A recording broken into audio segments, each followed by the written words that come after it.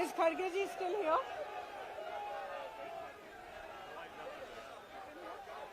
परमादरणीय श्री मल्लिकार्जुन खड़गे जी, श्री वेणुगोपाल जी, श्री अधीर रंजन जी, मुकुल वासनिक जी, मंच पर बैठे सारे कांग्रेस के नेतागण, मेरे प्यारे कार्यकर्ता, यूपी के मेरे सारे साथी,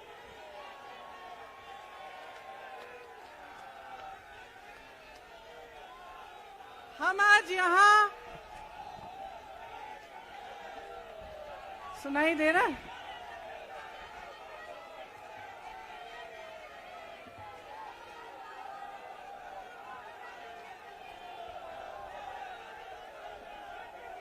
सुनिए,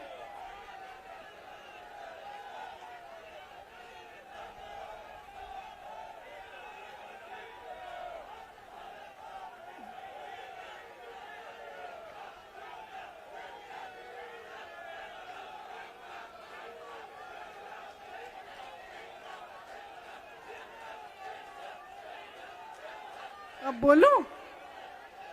इजाजत है? मेरे यूपी के भाइयों, बोलने दो। देखिए, यहाँ पे बैठे हुए मेरे मन में एक पुरानी बात आई। 32 साल पुरानी बात है। मई 1991 की बात है। मेरे पिता की शव यात्रा तीन मूर्ति भवन से निकल रही थी। अपनी मां के साथ और अपने भाई के साथ हम एक गाड़ी में बैठे थे। सामने भारतीय सेना की एक ट्रक थी, फूलों से लदी हुई थी। उसके ऊपर मेरे पिताजी का शव था। थोड़ी देर काफिला चला, 5-10 मिनट चला। फिर राहुल कहने लगे मैं उतरना चाहता हूं। तो मां ने मना किया। उस समय सुरक्षा का भी बहुत वो था। तो मां ने कहा नहीं, तुम उतर नहीं सकते। राहुल ने जिद की, नहीं मैं उतरूंगा। मैंने मां से कहा मां उतरने दो। राहुल गाड़ी से उतरा।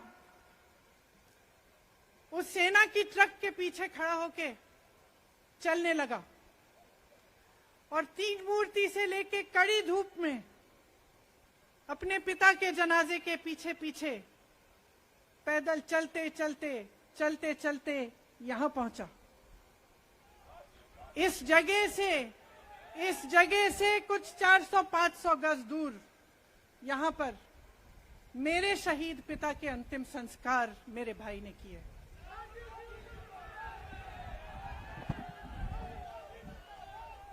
सुनिए, वो चित्र मेरे दिमाग में अभी भी है, मेरे मन में है। मेरे पिता का शव इस तिरंगे झंडे में लपेटा गया था।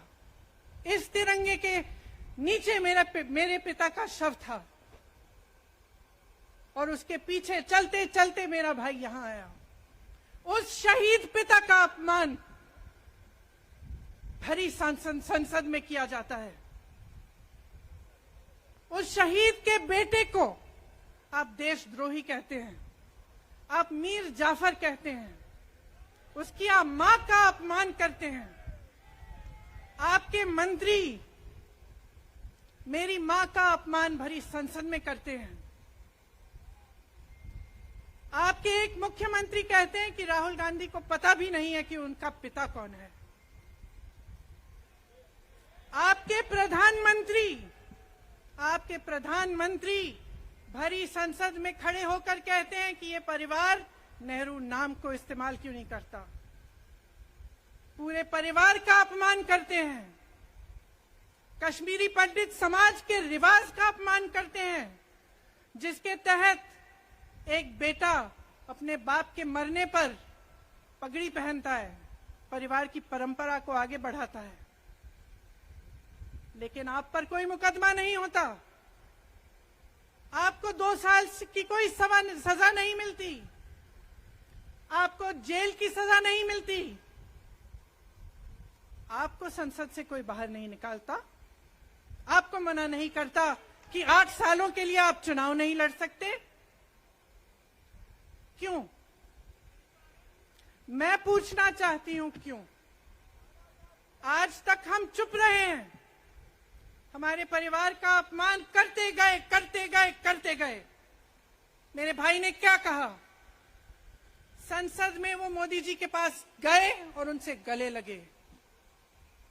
मेरे भाई ने कहा मैं आपसे नफरत नहीं करता हूं, मेरे दिल में आपके लिए कोई नफरत नहीं है, हमारी विचारधारा अलग है, लेकिन हमारी नफरत की विचारधारा नहीं है। तो मैं पूछना चाहती हूं, एक आदमी का कितना अपमान करोगे?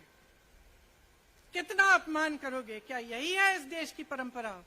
आप परिवारवादी कहते हैं, तो भगवान राम कौन थे? भगवान राम को वनवास में भेजा गया, उन्होंने अपने परिवार, अपनी धरती के प्रति अपना धर्म निभाया। क्या भगवान राम परिवारवादी थे? क्या पांडव परिवारवादी थे कि वो अपने परिवार की संस्कारों के लिए लड़े? और हमें क्या शर्म आनी चाहिए कि हमारे परिवार के सदस्य शहीद हुए इस देश के लिए, कि इस झंडे में उनका खून है, इस धरती में उनका खून है, इस देश के लोकतंत्र को मेरे परिवार के खून ने सींचा है। और जो सोचता है कि हमें अपमानित करके हमें डराएंगे, हमें धमकाएंगे, जो सोचता है कि तमाम एजेंसियों को लगाकर हम पे छापे मारकर हमसे कुछ भी कर ले, हमको हमें डराएंगे, वो गलत सोचते हैं। हम डरने वाले नहीं हैं, हम और मजबूती से लड़ेंगे। हम इस देश के लोकतंत्र के लिए कुछ भी करने के लिए तैयार हैं। इस देश के लोकतंत्र को, इसकी नींव कांग्रेस पार्टी के महान महापुरुषों ने डाली है। कांग्रेस पार्टी लड़ी इस देश की आजादी के लिए और आज भी इस देश की आजादी के लिए ही लड़ रही है। कभी कभी मैं सोचती हूं, मुझे समझ में नहीं आता कि पब्लिक क्या सोच रही है। क्या देख नहीं रही है क्या हो रहा है? क्या आपको दिख नहीं रहा है कि आपकी सारी संपत्ति लूटी जा रही है, एक आदमी को दी जा रही है, गिने चुने उद्योगपतियों को सब कुछ दिया जा रहा है? किसकी संपत्ति है? ये राहुल गांधी की संपत्ति है, ये आपकी संपत्ति है। ये पीएसयू किसके हैं? किसके लिए बनाए गए? आपके लिए बनाए गए, जो ऐसे एक के बाद एक इनको बेचे जा रहे हैं, दिए जा रहे हैं। इसी से तो आपका रोजगार आता है, छोटे उद्योगों से, छोटे व्यापारियों से आपका रोजगार आता है, किसी बड़े अडानी से नहीं आता। रोजगार नहीं देते, छीनते हैं आपका रोजगार। तो आप समझ क्यों नहीं पा रहे हैं? आप गैस के सिलेंडर के लिए 1000 रुपए दे रहे हैं और यहां आपकी सारी संपत्ति किसी को सौंपी जा रही है। राहुल गांधी जी ने क्या कहा? अरे कौन सा इतना बड़ा जुल्म कर लिया कि आपसे 2 सवाल पूछ लिए, जवाब नहीं दे पाए ना, घबरा गए। और जो अहंकारी होते हैं, तानाशाह होते हैं, क्या करते हैं? जब सवालों का जवाब नहीं दे पाते तो पूरी सत्ता को लेकर जनता को दबाने की कोशिश करते हैं। जो सवाल उठाता है उसको दबाने की कोशिश करते हैं। आपने कभी सोचा है, आंखें खोलिए, आपने कभी सोचा है कि ये पूरी सरकार, ये सारे मंत्री, ये सारे सांसद एक आदमी को बचाने की क्यों इतनी कोशिश कर रहे हैं? इस अडानी में है क्या कि इसको आप सारी संपत्ति दे रहे हो देश की? 20 हजारों करोड़ शेल कंपनियों में इनकी हैं और आप इन पे इंक्वायरी नहीं कर सकते? ये अडानी है कौन कि आप सब उनका नाम उठते ही बौखला जाते हैं और उनको बचाने में लग जाते हैं। देखिए, आप इस देश के देशवासी हैं, ये देश आपका है, ये लड़ाई आपकी है। आज तमाम नौजवान बेरोजगार क्यों हैं? हम इश्तेहार तो देख रहे हैं, होर्डिंग देख रहे हैं, मदर ऑफ डेमोक्रेसी लिखा है, कहते हैं कि हमारी अर्थव्यवस्था बहुत तेजी से आगे बढ़ रही है, तो इतने नौजवान बेरोजगार क्यों हैं? तो जहां जहां हम जाते हैं बेरोजगार नौजवान क्यों दिखते हैं? इतनी महंगाई क्यों है? इतनी महंगाई क्यों है? क्या आप इतने बड़े काम कर सकते हो लेकिन एक गैस सिलेंडर का दाम कम नहीं कर सकते? आप छोटे व्यापारियों की मदद नहीं कर सकते? आप रोजगार नहीं बनवा सकते? तो फिर आपकी सरकार किस काम की है? लोगों को दबाने के लिए है या अडानी जी को आगे बढ़ाने के लिए है? तो आज ये समय आ गया है कि हमें गंभीरता से सोचना पड़ेगा। ये सरकार पूरी कोशिश करती है कि आपका ध्यान भटकाया जाए। अब आप सोचिए, कन्याकुमारी से कश्मीर तक एक आदमी चला, उसके साथ लाखों लोग चले। क्या पैगाम लेके चला? किस लिए चला? उसके दिल में क्या भावना थी कि लाखों लोग देश भर से उससे जुड़ के चले? समता, एकता की भावना थी। आज आपके सारी मीडिया, आपके सारे मंत्री, आपके सारे सांसद, आपके सारे कार्यकर्ता कह रहे हैं कि राहुल जी ने विदेश जाकर देश का अपमान किया, राहुल जी ने एक वर्ग का अपमान किया। क्या एक आदमी जो कन्याकुमारी से लेकर 5000 किलोमीटर कश्मीर तक चल के ये रोज रोज कहता है कि इस देश को एक होना चाहिए, सबको समान दृष्टि से देखना चाहिए, क्या ये आदमी देश का अपमान कर सकता है? क्या ये आदमी एक वर्ग का अपमान कर सकता है? तो ये आदमी क्या कर रहा है? ये आपकी आवाज उठा रहा है। ये क्या कह रहा है? कह रहा है कि गरीबों को अपना हक दो, नौजवानों को अपना हक दो, महिलाओं को अपना हक दो। यही तो कह रहा है। और हक क्या है? हक ये है कि जो आपका है वो आपके हाथों में जाना चाहिए, किसी बड़े उद्योगपति के हाथ में नहीं, जो प्रधानमंत्री जी के मित्र हैं। ये है आपका हक। उसी हक की लड़ाई लड़ रहा है। तो आप समझिए, ये एक इंसान की बात नहीं है, ये एक राहुल गांधी की बात नहीं है, ये पूरे देश की बात है। जब हम कहते हैं लोकतंत्र को बचाना है, तो हम किस बात की को बचाने की कह रहे हैं? क्या कह रहे हैं हम? लोकतंत्र क्या होता है? खुल के जवाब मांगो, सवाल उठाओ। यही तो लोकतंत्र है कि आपको कोई आपत्ति है, कोई समस्या है, आप किसी के पास जाकर अपना हक मांग सकते हैं। आप कह सकते हैं, भाई हमारे लिए ये क्यों नहीं किया, इतनी महंगाई क्यों है, हमारे लिए रोजगार क्यों नहीं बनाए। लेकिन आज यही हक आपसे छीना जा रहा है और आपका ध्यान इधर उधर भटकाया जाता है और इतनी चीजों को फैलाया जाता है जो सच नहीं है, झूठों को फैलाया जाता है। आप सोचिए, राहुल गांधी दुनिया के सबसे बड़े जो शिक्षा के संस्थान है वहां से पढ़ के आए हैं। हार्वर्ड और कैम्ब्रिज की उनकी डिग्री है। कैम्ब्रिज से उन्होंने इकोनॉमिक्स में मास्टर्स डिग्री, एमफिल डिग्री उनको मिली। आप उसको पप्पू बनाते हैं। पूरे देश भर में आपकी सहायता के साथ मेरे मीडिया के दोस्तों, डिग्री आपने देखी नहीं, सच्चाई आपने देखा नहीं, उनको पप्पू बना दिया। फिर पता चला कि ये पप्पू तो यात्रा में निकल आया और पता चला कि ये तो पप्पू है ही नहीं। इसके साथ तो लाखों लोग चल रहे हैं। ये ईमानदार भी है, ये सब बातों को समझता भी है, ये जनता के बीच जा रहा है, जनता की समस्याओं को सुन रहा है, तो जनता इसके साथ चली जा रही है। तो घबरा गए कि राहुल गांधी ने संसद में वो सवाल उठाए जिनका उनके पास जवाब नहीं है।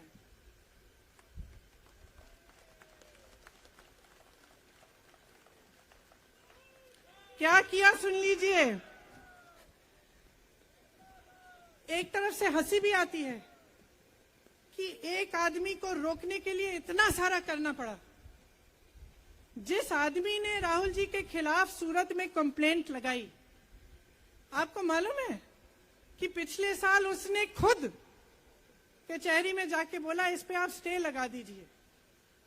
1 साल के लिए अपने ही केस पे स्टे लगवाया। फिर वापस कब गए केस खुलवाने के लिए? राहुल गांधी के संसद में अडानी पे के भाषण देने के 1 हफ्ते बाद। 1 हफ्ते बाद वो आदमी वापस जाता है, कहता है केस खोल दी, सुन लीजिए अब हम तैयार हैं। 1 महीने के अंदर अंदर जज कह देते हैं कि राहुल गांधी को 2 साल की सजा मिलेगी। आपने देखा इस देश में कितने केस हैं कि जेल में 10 साल के लिए पड़े रहते हैं, उनकी सुनवाई नहीं होती। ये तो सुनवाई भी फट से हो गई, जजमेंट भी फट से हो गई, सजा भी फट से हो गई। और आपने कह दिया अगले दिन कि 8 सालों के लिए ये चुनाव नहीं लड़ सकते, संसद से बाहर कर देंगे इनको। वाह वाह वाह वाह वाह वाह, बहुत धैर्य है आप में। अरे कायर है इस देश का प्रधानमंत्री। लगा दो केस मुझ पर, लगा दो केस मुझ पर, जेल ले जाओ मुझे भी, लेकिन सच्चाई ये है कि इस देश का प्रधानमंत्री कायर है।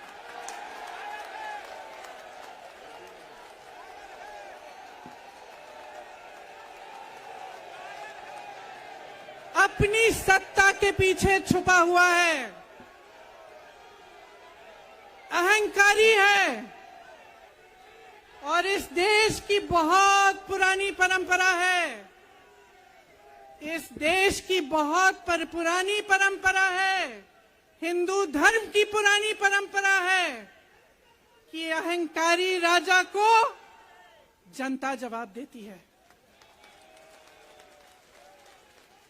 और इस देश की बहुत पुरानी परंपरा है कि अहंकारी राजा को ये देश पहचानता है। मेरे परिवार ने मुझे एक चीज सिखाई है कि ये देश दिल से बोलता है और दिल से सुनता है। ये देश सच्चाई को पहचानता है। और मैं जानती हूं कि आज वो दिन है जब से सारा कुछ बदलने लगेगा।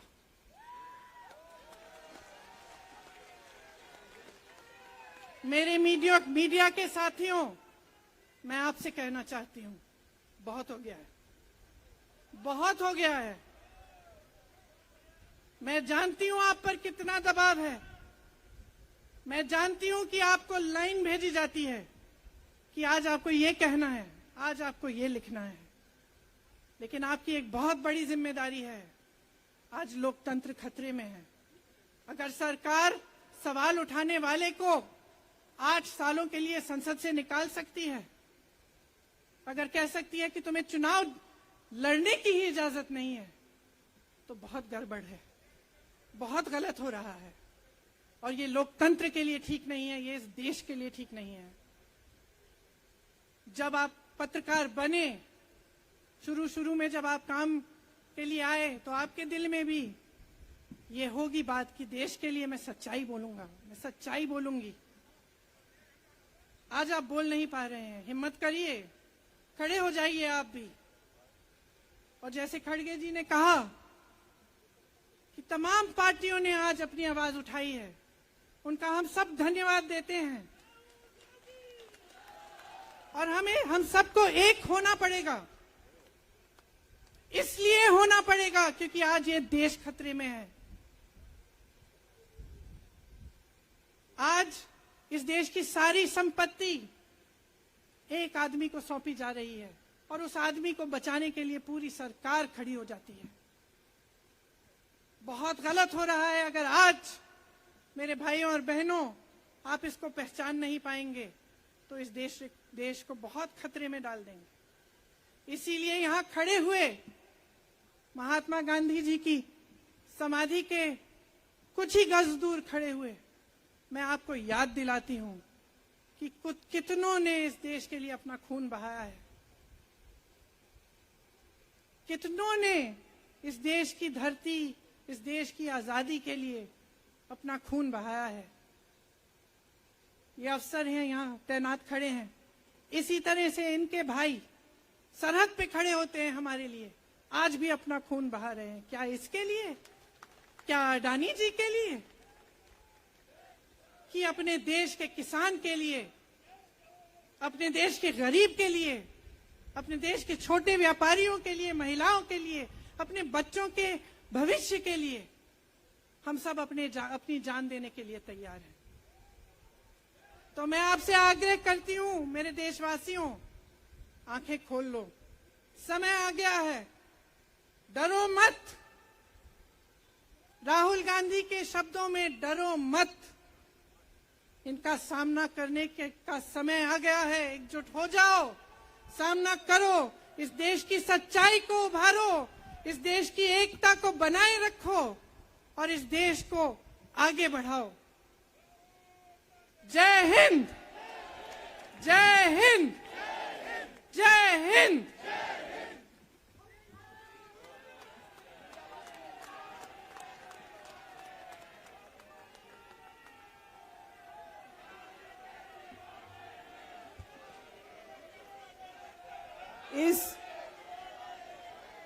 इस बहुत ही इनकलाबी